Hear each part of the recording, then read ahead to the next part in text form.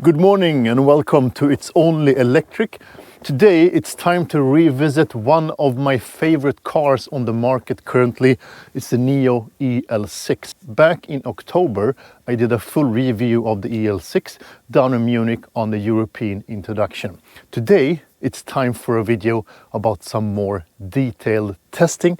To be more exact, I'm gonna test the actual range and consumption, cabin noise and the charging. And today, as you see, it's really crisp and cold outside, minus 14 degrees. So this will be interesting numbers for you guys. But let's briefly start with some quick facts and important information about the EL6. This is a mid-size SUV measuring 4.85 meters in total length, has a wheelbase of 2.9 meters and weighs 2.3 tons with a big battery pack. So it's a fairly big SUV with good interior space and a decent boot. This is a quick car, should be able to do 0 to 100 kilometers per hour in 4.5 seconds. Normally I test 0 to 100 times with my test equipment. Today I won't be able to do that. It's too cold, it's too slippery, it's dangerous and it will not give me a good result, not a fair result for the car. But delivering 490 horsepower, 700 Nm of torque with a top speed of 200 kilometers per hour. In this case, running on 20-inch wheels with 255s, 50s all around, Nokian Hakkapeliitta R5 studless Nordic friction tires. It has the big battery pack of 100 kWh of gross capacity and 90 kWh of net capacity, delivering a WLTP range of 529 kilometers with this current wheel setup of 20-inch. The battery pack has recently been updated, so the new battery chemistry delivers faster quick charging and now supports up to 180 kilowatts of peak speeds when fast charging, DC charging, delivering a flat charge curve and shortening the charge time from 10 to 80%. And that's what we're actually going to test today. It's very cold outside, so I really need to preheat the battery pack before. But let's see if it can deliver what it promises. When it comes to home charging, AC charging, 11 kilowatts and 3-phase support. Let's start with the consumption and range test. It's minus 14 degrees outside, so this is really a cold winter test. Will be exciting to see the actual range. So let me explain the concepts behind this range and consumption test. It's a 80 kilometers long test track. I drive the same route for every car I have and test. So tested on the same cycle with as similar conditions as possible. Average speed on this track is 93 kilometers per hour. Speed limits is between 50 all the way up to 110 kilometers per hour. I always do activate the same kind of settings. The first one is to activate Eco mode. So Eco mode is active as a dry mode, will hopefully save some energy during this trip. The second thing is that I always keep the cabin temperature to 20 degrees and on auto. The third rule is of course to always stay to the current speed limits to be able to compare the results in as good way as possible. So currently I have traveled over 25 kilometers, 30 kilometers actually, and until now I have consumed 7.9 kilowatt hours, and that equals to a consumption of around 25 kilowatt hours per 100 kilometers. So still currently a bit high consumption, but I mean minus 13, minus 14 degrees actually for the moment. So this is a good test.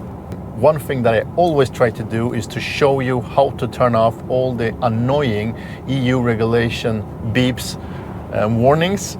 The speed limit regulations that goes for all and every car sold in Europe from 2024 and onwards. A obligation from the manufacturers to activate that functionality.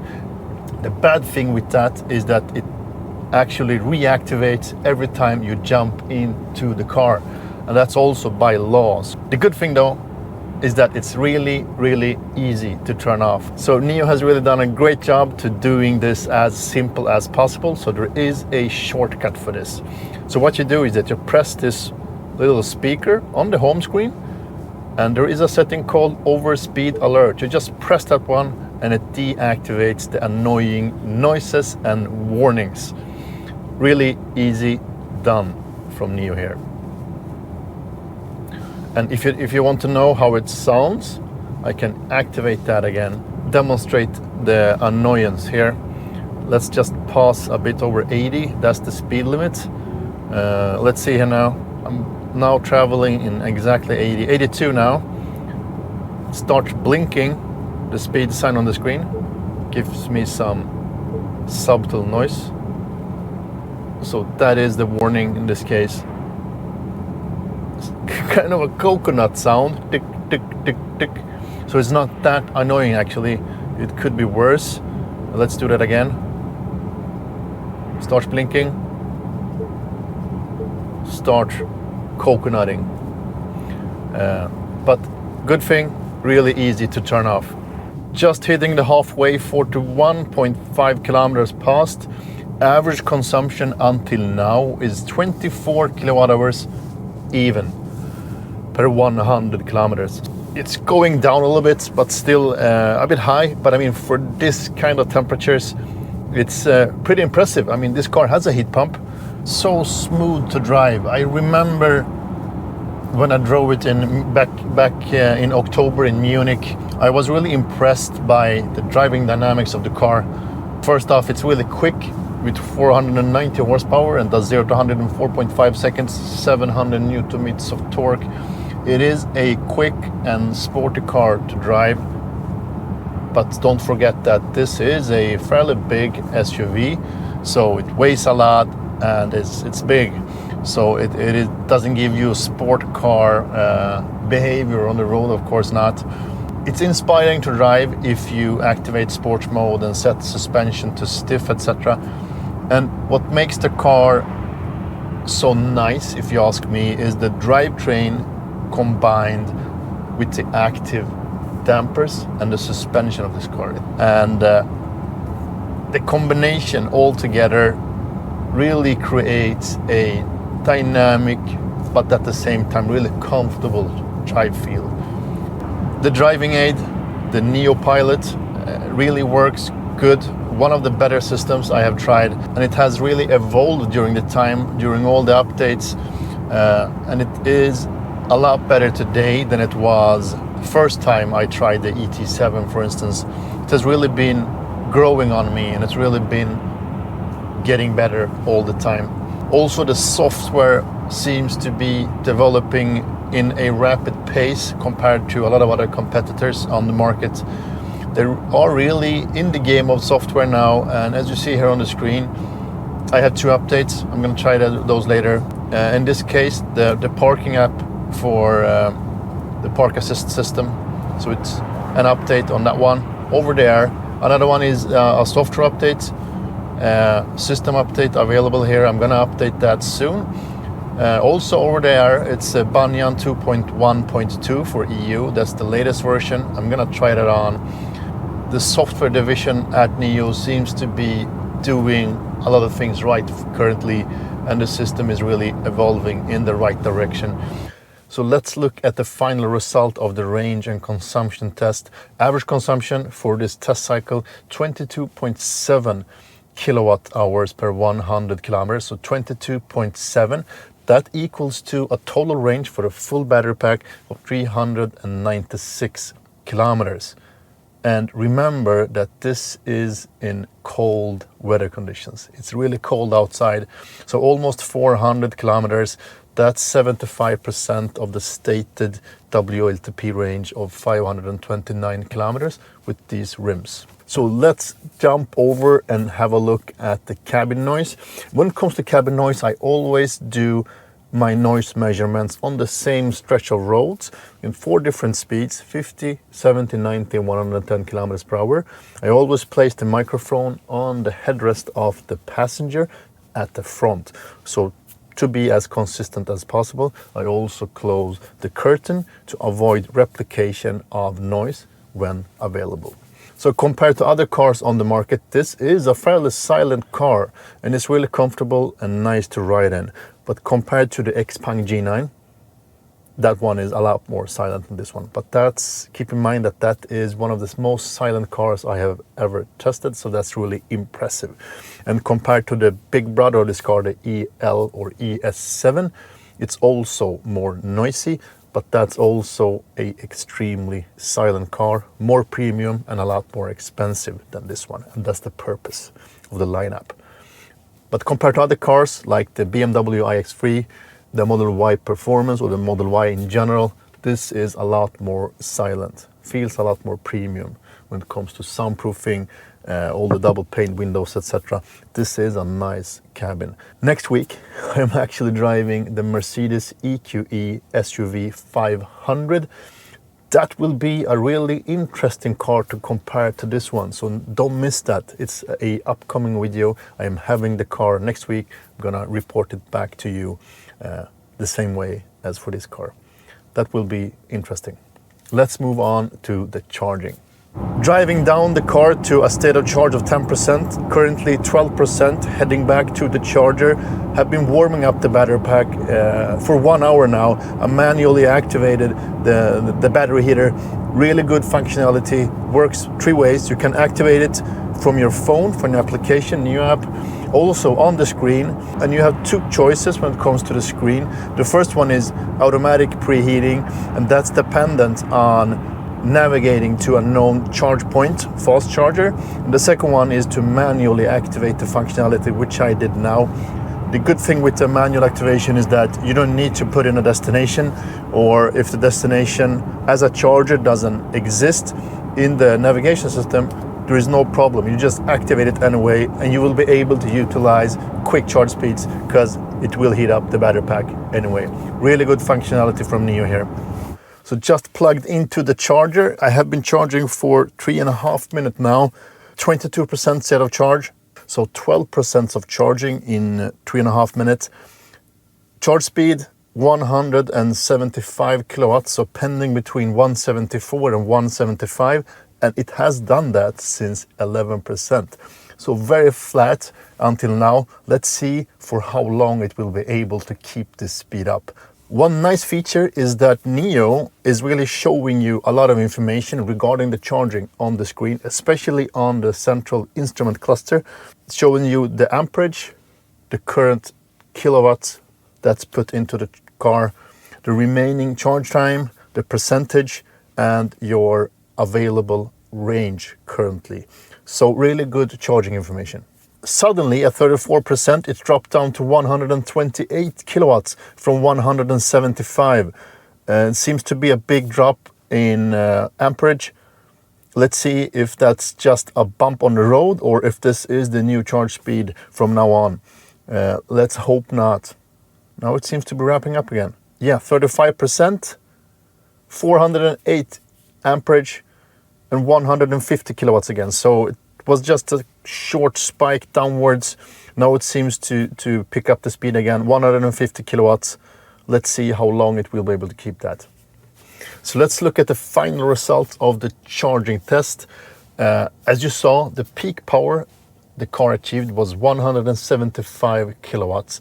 So that's very close to the 180 kilowatts stated from Nio here. Seems to be an issue because when the battery pack really gets going and gets hot, it gets a bit too hot, and it seems like the spikes downwards is caused by kind of a bad thermal management. So it seems like it's not able to handle the heat and transport the heat out from the battery pack quick enough, because it really dropped there around 33% down to 128 kilowatts of charge speed from 175. And then I heard the fans started up, starting to cool the battery pack. And then after 1 or 2 minutes, it went up to 150 kilowatts again. So that tells me that the actual cooling of the battery pack is not strong enough to be able to withhold that straight charging curve. And this is strange because it's minus 9-10 degrees outside. Should be able to manage it a bit better, but still average charge speed 142 kilowatts during the whole charge session.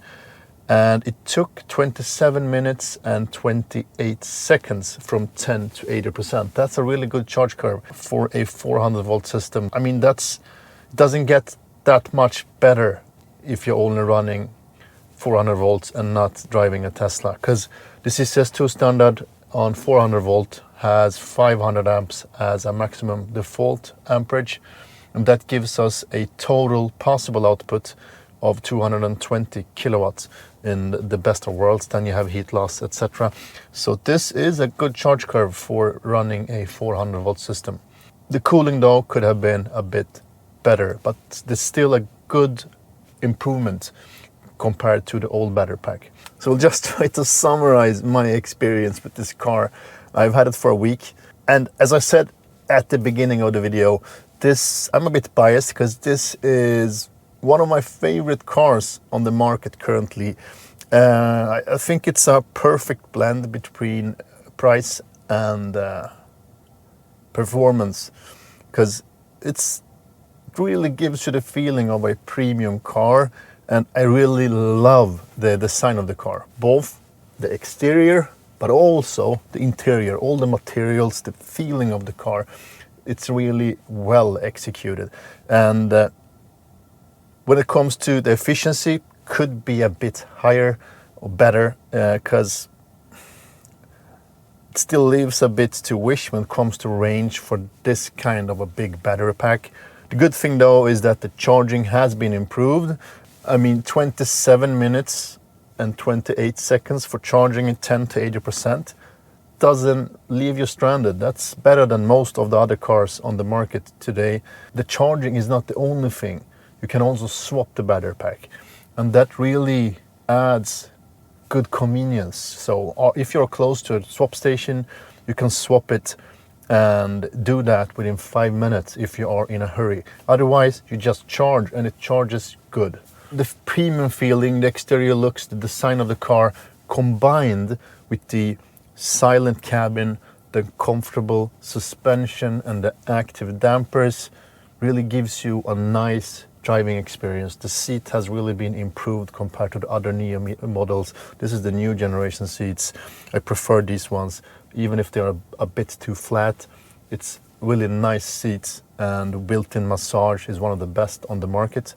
And this combined with the performance, I mean the 490 horsepower, 700 newton meters of torque, does really not leave you stranded when it comes to performance and speed.